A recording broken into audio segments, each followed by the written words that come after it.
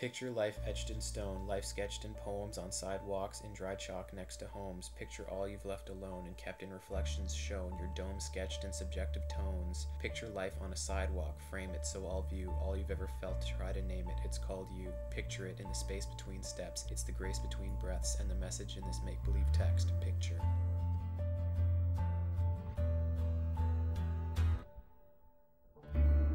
God exhaled, the moon shivered in a blue river, stardust fell through space, released and gave its peace to a man in his place beneath, graciously as he laid asleep, draped in sheets, with his honest wife, in the gold days of his old age, and on this nice August night his soul raised. He saw this light, the calmest bright, like Coldplay, it was yellow, and in its gold rays he saw his plight, as it showed him the youth that he'd forgot about, like how he blocked the spout on his house's hose, and not let the water out. He thought it out and wondered how he'd remembered it all, how younger he'd entered the halls, when summer surrendered the fall. Then he wondered was his life through, in slumber under this bright moon, like skies after thunder, the light grew, and more from the limitless stash of images flashed and poured from the reservoir to mimic his past. He saw himself with his wife growing old, his children's lives he filled with pride as the light showed his soul, then its brilliance died.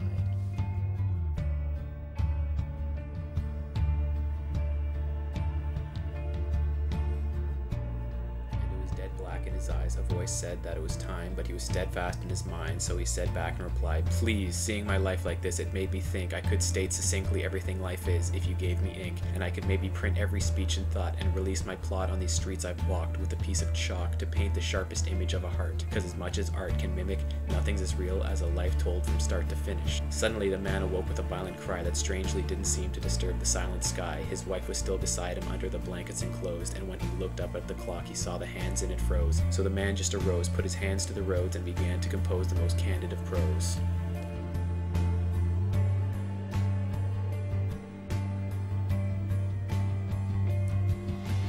So he wrote every quote spoken and left every breath kept, sketched in the next step of concrete. Then death crept and led him to his bed. As the sun began to rise, he titled his surprise, The Story of the Man That Died. Then his wife and the townsfolk awoke and were shocked, first by his passing, but then by what he wrote with his chalk. They got the roads blocked by a flock of postmen and cops. He wrote from his lot to the edge of town, close to the docks, where he used to watch the boats and often joked with his pops. His folks had not long ago passed, and now both with him walked. People came from everywhere. They read the story through for days. It wasn't nothing new or strange. Still, they were moved and amazed. It wasn't the places he'd been or the people he'd met, it was the spaces between and the secrets he'd kept. They wept joyfully, for the greatest story no one told was just the story of an ordinary man growing old.